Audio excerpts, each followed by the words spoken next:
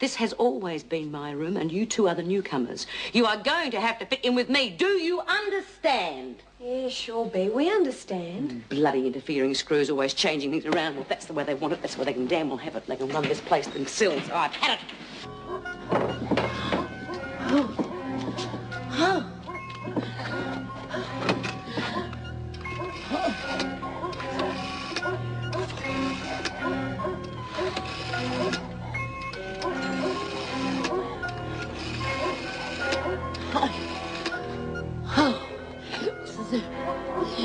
Please answer the phone.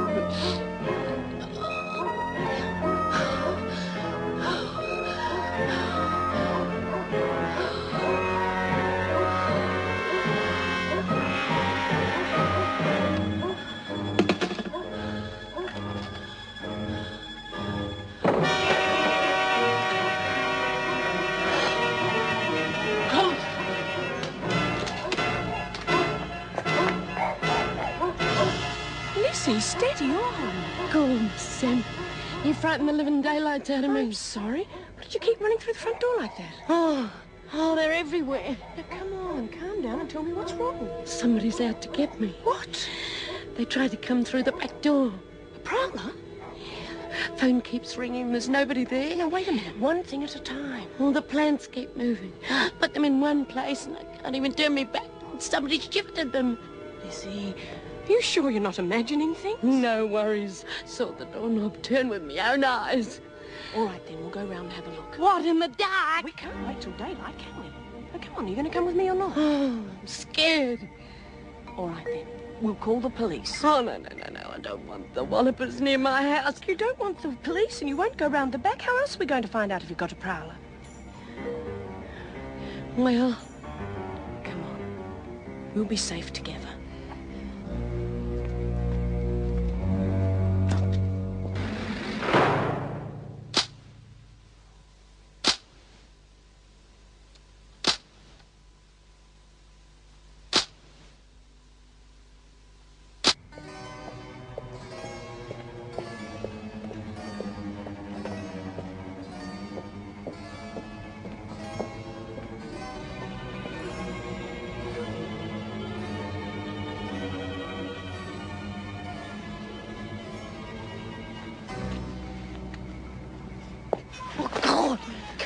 Lizzie, you're making me nervous now. Oh, shh. I will not shoot. If there's someone here, we've got to flush them out. Well, I reckon there's more than one of them. Well, where are they, then? You say you thought the doorknob turned. I didn't think it turned. I saw the bloody thing turn. I tell you, I heard a noise like scraping, like somebody was using a jimmy or something. It must be a pretty soft jimmy. But I heard it. Lizzie, there are no marks. If somebody'd used a jimmy on the door, there'd be marks here. Oh, I tell you, somebody's trying to get at me. Well, there's your prowler, Lizzie. The local tomcat. I suppose you think I've been making everything up. No, I didn't say that. But this isn't Wentworth. I mean, you're used to having people around you all the time. So? Well, it's a bit different in the suburbs. Can be a bit scary when you're not used to it. I suppose I have to get used to that phone ringing, nobody answering it. No, perhaps it's just a faulty line. Oh. Well, I mean, I sometimes hear the phone ringing, and it's my neighbour's, not mine. Do you reckon I don't know when it's my own phone ringing? I haven't been in Clink that long. Well, we'll get on to Telecom in the morning, ask them to make a check on it. And what about that plant? I suppose you don't believe that that was moving around. Oh, really, Lizzie? Next thing you'll have the house hopping around. Come on, let's go back inside. Want a coffee? My bloody mattress has gone lumpy. Do you want a coffee? I mean, I've got enough problems to keep me awake without this one. My bed is right under the place where Linda was hanging. Spooky. Feels like she's still there. Screws just move you around. They don't care where you sleep. I mean, you wouldn't catch one of them sleeping here. Will you shut up about it, Doreen? For crying out loud, I'm the one that had to find her hanging here. I can still see that girl's face in my head. Yeah, well, I just think the screws should have found her somewhere else to sleep. Oh, well, that's terrific, that is. You're the one that asked for a transfer in here. What's that about? Yeah, well, I didn't have much choice, did I? It's not the same with Bea anymore. She doesn't care about her mates laughing and joking with that Sandy tart after what she did to us. You stop whinging, Doreen. At least we're alive. Poor kid would be alive too, wouldn't she, if it wasn't for Mrs. Morris? Yeah. You could see Linda needed help. You're real smart like that, Jude. Well, it's obvious, wasn't it? Any fool could have seen she was out of her tree.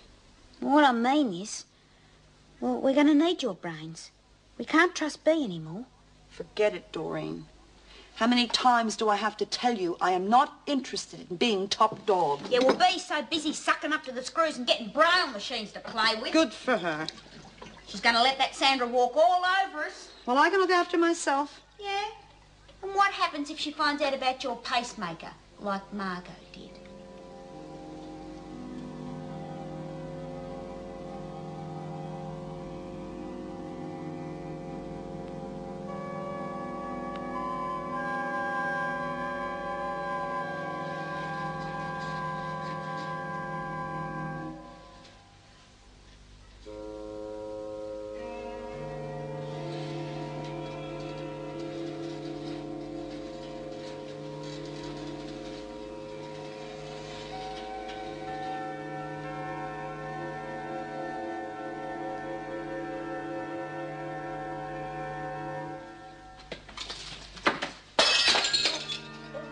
Hey, stop, Doreen. You'll wake Lizzie up.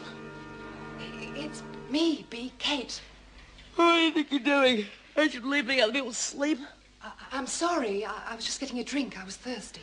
Yeah, well, you should drink and then get back to bed. Might as well have a cup of myself now I'm awake.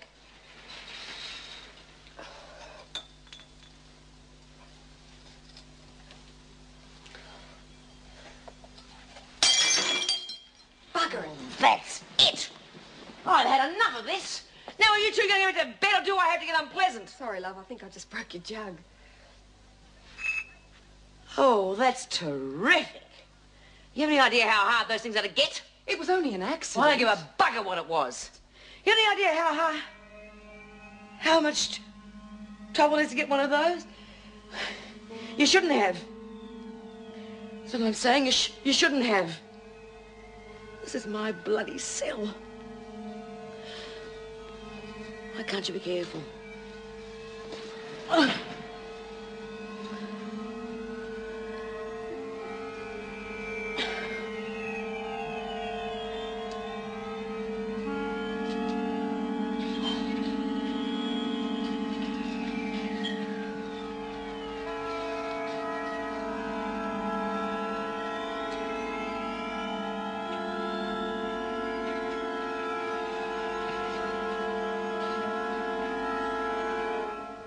If that Sandy takes over Bea's job, well, I reckon there's going to be fights all over this place.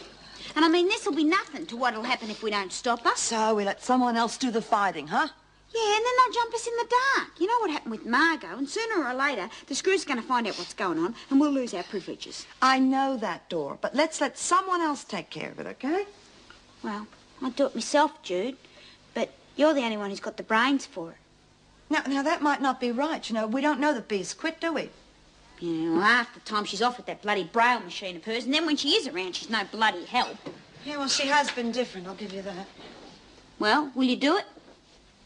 I'll admit something has to be done. Yeah, well, we'll all support you. Look, not so fast, Dor. I gotta talk to Bea first. Well, she can't have it both ways. If she's not going to do the job, she's got to let you take over, don't you reckon?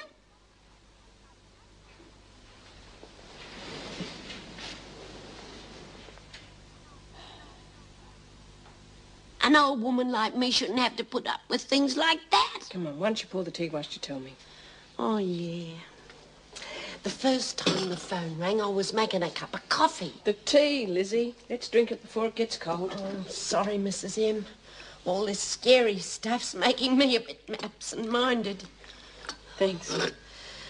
Then the phone rang again. I said, hello, but there was nobody there. But I knew there was somebody there because you can feel them, you know. Well, A bit later, the phone rang again. But they hung up on me, so I knew there was somebody there.